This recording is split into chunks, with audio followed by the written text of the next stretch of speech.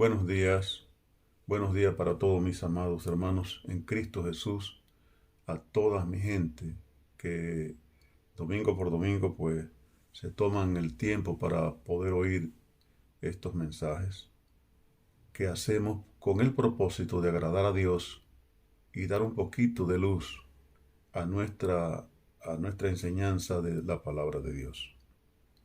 Oremos al Señor. Dios y Padre nuestro que estás en los cielos, te damos gracias y bendecimos tu nombre, porque tú eres bueno, grande y para siempre tu misericordia. Ahora, Señor, nos disponemos a hablar de tu palabra. Permite que tu palabra esté en nosotros y que podamos dar una buena enseñanza para gloria de tu nombre y para beneficio espiritual de todos nosotros. En el nombre de Jesús. Amén. Muy bien, llegamos o seguimos en el libro de Santiago. Y hoy, pues, vamos a seguir un poco con la introducción, porque esta introducción es muy larga y yo dispongo de 20 minutos, no de más. Entonces, pues, por esa razón, todavía seguimos con la introducción de este libro de Santiago. Este libro también, pues, tiene similitud con el libro de los Proverbios. Ojalá que pudiéramos estudiar el libro de los Proverbios, va a ser bastante largo y es muy difícil para mí, pero es un libro fenomenal, tremendo, para la gloria de Dios. Entonces, por esa razón tiene similitud este libro con el libro de los Proverbios. Y también este libro tiene similitud con el sermón de la montaña, el sermón que Jesús dijera en la montaña. Eso es así, por lo que son cosas que son similares, no quiere decir que sea igual. Ahora, ¿por qué el sermón de la montaña tiene parecido a este libro o este libro tiene parecido al sermón de la montaña? Pues claro, lo hizo Jesús y este Santiago lo escribe un hermano de Jesús. Y alguien me decía a mí una vez, hace muchos años, que María no tuvo más hijos, que es un invento de la iglesia evangélica, me decían, eso fue en Asua, en las lomas de Asua fue eso. Y él me decía que no, que era imposible. Y yo le busqué un versículo, que se los voy a decir a ustedes hoy. Es Gálatas 1:19. No se lo vamos a leer, simple y llanamente le estoy diciendo por la historia. Es que ese Jacobo decía, cuando aquella vez que Pablo estuvo en Jerusalén, que fue a ver a los discípulos, a los discípulos, y vio a Pedro y a Jacobo. Y dice él específicamente, y vi a Jacobo, el hermano del Señor. Aparte de lo que la Biblia dice, pues también este versículo afirma que Jesús tuvo muchos hermanos, o sea que tuvo 4 hermanos más. Muy bien. Entonces, pues, seguimos con este libro para que entendamos por qué tiene mucha similitud estas cosas. Entonces, nos habla de las pruebas. Que, mire, un buscador de oro no va y lleva el oro y le dice, mire, eso es oro y ustedes lo compran. No. Tienen que probarlo, a echarle unos ácidos bastante fuertes. Y entonces el que está probando que es una persona con mucha sabiduría en cuanto al oro, entonces él puede decirle sí, es oro, pero hay que probarlo primero. Así es la prueba para todas las cosas. Había una vez que hacían unos aviones y la gente, o hay fábricas de aviones, que a veces le permiten a las personas entrar a ellas para que puedan ver los aviones, para que puedan ver las pruebas que se hacen. Y hay pilotos para prueba, un trabajo difícil debe ser, para probar si el avión, porque los ingenieros hacen un mapa, un croquis, para que poder tener, para saber lo que van a hacer.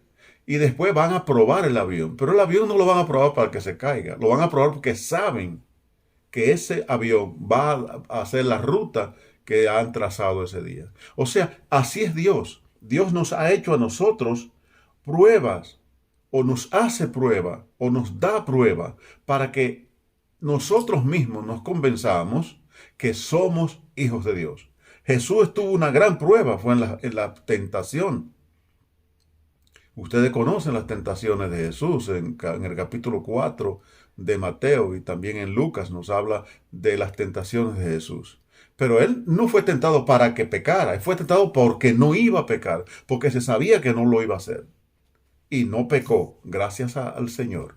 ¿Por qué? Porque él no estaba para pecar, estaba para romper la barrera del enemigo. Entonces, Pablo hace otras menciones de Jacobo, o sea, de Santiago.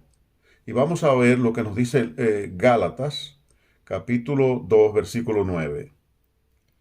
Y reconociendo la gracia que me había sido dada, Jacobo, Cefas y Juan, que eran considerados como columnas, nos dieron a mí y a Bernabé la diestra en señal de compañerismo, para que nosotros fuésemos a los gentiles y ellos a la circuncisión. Ahí está el asunto. Ahí está Pablo diciendo que Jacobo, Cefas y otros le dieron la mano de compañerismo porque él había tenido la gracia de Dios. Él había sido llamado por Dios. Entonces, esa es la razón por la cual podemos decir que Jacobo era una columna, dice Pablo. Era uno de la columna del Señor. Y vamos a ver por qué Pablo no podían estar en desacuerdo, como decíamos en el domingo pasado. No podían estar en desacuerdo Pablo con Jacobo, porque Jacobo y Pablo eran la misma cosa. Vamos a leer también a Efesios 2:10. Porque somos hechura suya, creados en Cristo Jesús para buenas obras, las cuales Dios preparó de antemano para que anduviésemos en ellas. Amén. Dios preparó de antemano las pruebas. Dios sabe, la Biblia dice que Dios no nos pone más carga, más de la que podamos llevar. Él sabe las cargas que podemos llevar. Él sabe la prueba que podemos resistir. No hay que quejarse. Yo he visto tanta gente llevando pruebas y mostrando que son personas llamadas por Dios, que son personas de Dios.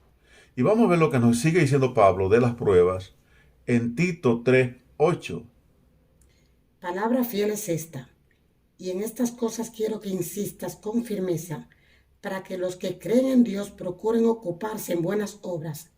Estas cosas son buenas y útiles a los hombres. Mire, Pablo le está diciendo a Tito, quiero que sepa que estas cosas que te estoy mandando, que te estoy diciendo, tiene que hacerlo con firmeza.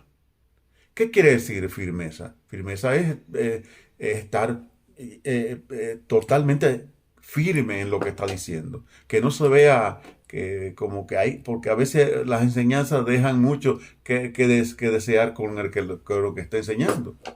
Porque no se le ve una firmeza. Entonces Pablo dice, habla con firmeza de las obras que tenemos que hacer, porque esto es bueno para el hombre, esto es correcto para el hombre. Cuando la gente da unas pruebas, todo el mundo da pruebas de lo que usted quiera. ¿Por qué? Porque las pruebas son buenas, santas y agradables. Cuando nosotros tenemos una prueba de que sí somos hijos de Dios, que sí somos cristianos, que ya hemos dado nuestro corazón a Jesucristo, nadie nos puede arrancar eso del corazón. Recuerdo un señor en Nagua que un policía lo amenazó porque él estaba con un megáfono en la esquina y parece que el policía le estaba molestando. Y fue donde dice, mire, yo le voy a arrancar a usted la lengua para que usted no siga hablando tanta tontería. Y él dijo, usted podrá arrancarme la lengua, porque aquí se puede todo. Pero lo que usted no puede arrancar nunca es Jesucristo que está sentado en mi corazón. Ahí está Cristo sentado y eso no lo puede arrancar nadie. Y es verdad, hermano, nadie puede arrancarle a usted lo que usted tiene dentro de su alma, lo que usted tiene dentro de su corazón. Usted tiene a Cristo y las pruebas ni ninguna cosa lo va a hacer volver atrás. Es lo que está enseñando aquí estos dos hombres, tanto Pablo como Santiago. O sea, son dos personas que dedicaron su vida a enseñar la palabra de Dios.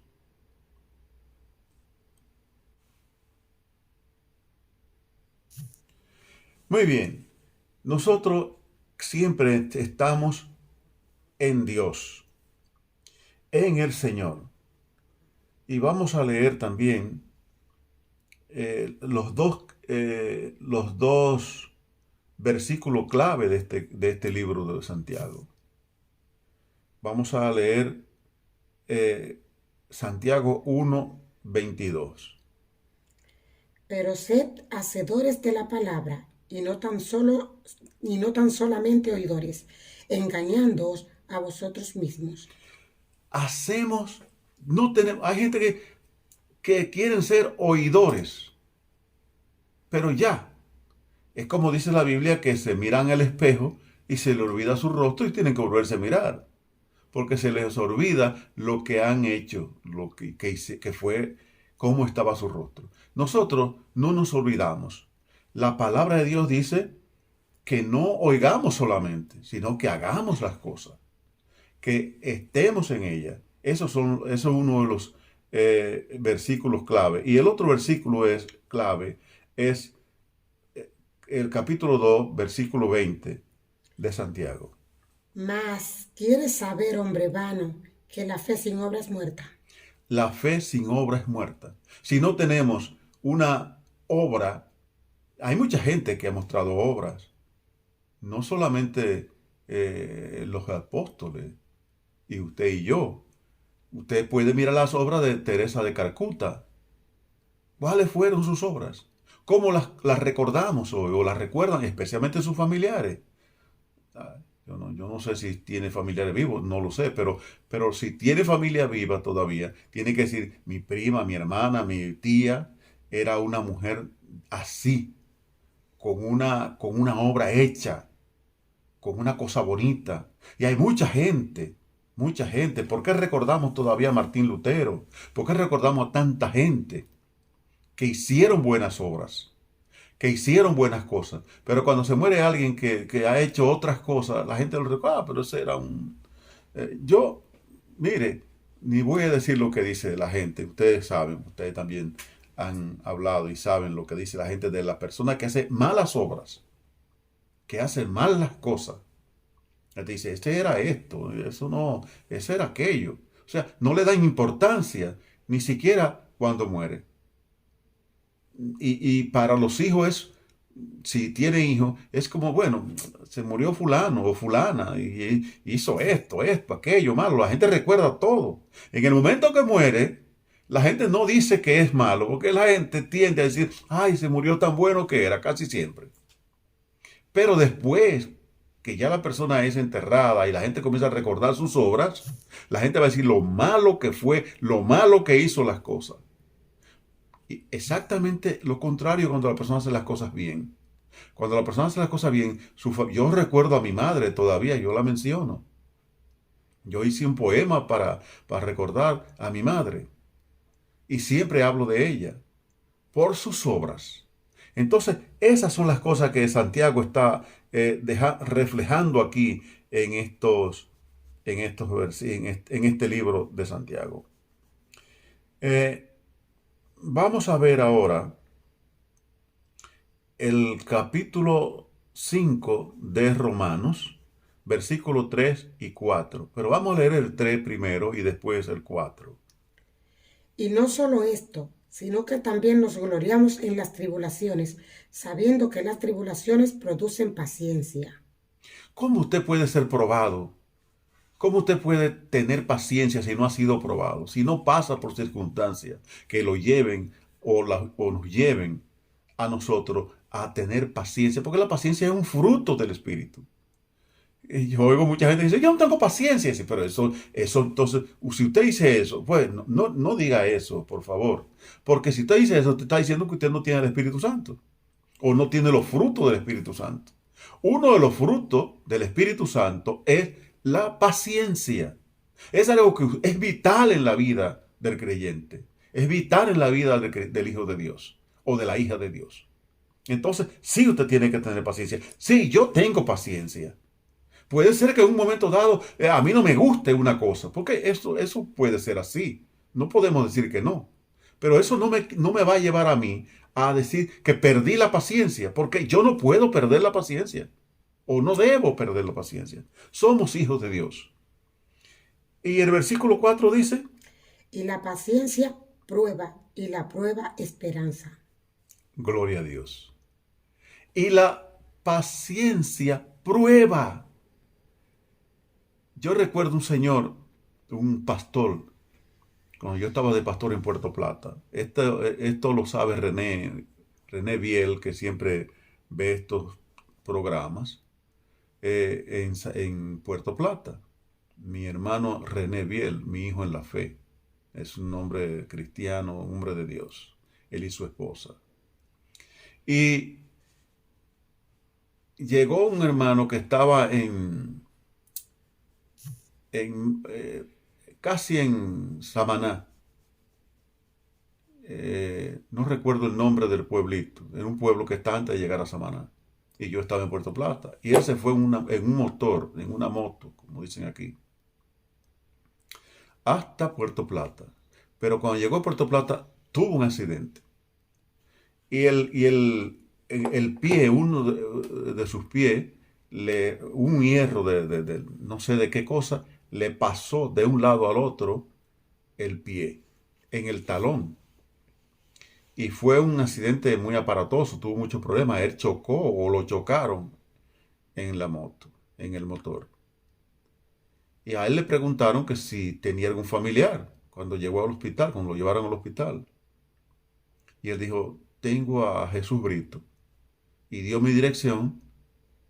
Y por esas cosas pues me fueron a avisar, porque en ese tiempo no había teléfono como ahora. Eso hace muchos años, estamos hablando del año 1985. Y en ese tiempo no era como ahora. No todo el mundo tenía teléfono en su casa. Y fueron a avisarme y yo fui. Y el hombre me decía, una prueba, hermano, una prueba me ha mandado el Señor hoy.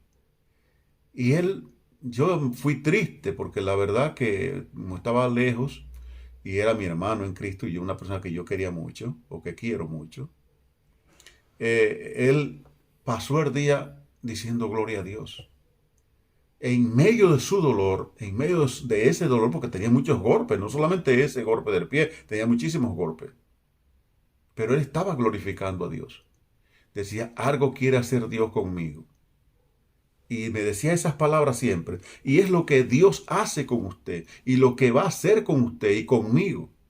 Y nos manda pruebas ¿para qué? Para que nosotros aprendamos. Porque si no es por el dolor, la persona dicen que si no es con el dolor, el hombre no aprende, las personas no aprenden. Entonces, las pruebas nos producen eso, es lo que dice el apóstol Pablo.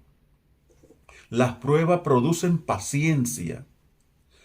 Y dice que en el versículo 14, y la paciencia esperanza. Gloria a Dios. O sea, las pruebas no vienen porque vienen. Y este libro nos va a hablar mucho de pruebas. Vamos a leer y a ver todas las pruebas que el Señor nos permite que nos lleguen a nosotros. Pero las permite, ¿por qué? Porque Él sabe, Dios, que vamos a soportarlas, que vamos a echar para adelante, que no nos vamos para atrás. Recordando siempre que lo que tenemos que hacer, lo tenemos que hacer primero para agradar a Dios. Es lo primero que tenemos que hacer. Y segundo, para que quede en el recuerdo para los hijos, para los nietos. A mí no me gustaría que me recuerden como una persona rara, que hago cosas malas, que hago cosas feas. No quiero que me recuerden así. Quiero que me recuerden como que yo fui una persona que servía a Dios, que viví para Dios. Solamente así. Es mi único legado que le voy a dejar a mis hijos y a mis nietos. Que ellos sepan que yo no fui una persona que a la primera no. Entonces, hermanos, las pruebas producen estas cosas, perdón. Nosotros vamos a aprender mucho de este libro. Vamos a aprender mucho. Vamos a tener sabiduría. ¿Qué es sabiduría? La sabiduría es un, que nosotros entendamos que es la práctica del saber, del conocimiento. La sabiduría no es cualquier cosa. Usted y yo nos vamos a hacer muy sabios con este libro de Santiago. Dios me los bendiga y hasta la próxima semana.